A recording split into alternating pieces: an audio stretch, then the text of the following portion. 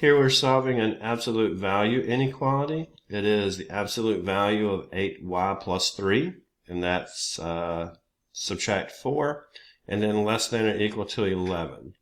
So again, anytime I have absolute value, I like to get the absolute value by itself. So no fractions or parentheses, so let's add 4 to both sides. So if I add 4 over, I'll still have on the left-hand side the absolute value of 8y plus 3. And that'll be less than or equal to 15. 11 plus 4 is 15.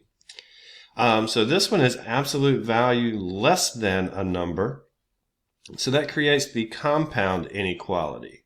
So instead of doing two separate ones that run into each other, we can just do it as one compound inequality and capture everything. So we'll take the 8y plus 3 and put it in the middle.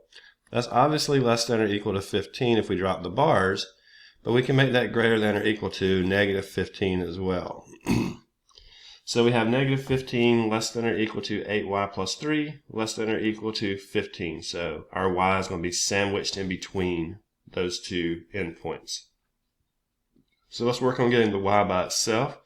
So we'll subtract 3 from all three parts, the left, the middle, and the right. So we'll have negative 18 less than or equal to 8y, less than or equal to 12, and we'll divide by 8, so we'll have negative 18 over 8 less than or equal to y, less than or equal to 12 eighths. Now that will look a little bit better if we clean it up and simplify it as negative, I think 9/4 is less than or equal to y less than or equal to 3/2 if I reduce those two fractions.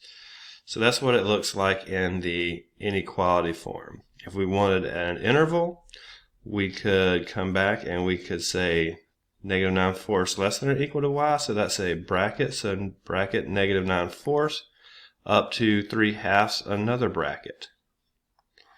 If we put on number line, 0 in the middle, negative 9/4 over on the left, 3/2 over on the right.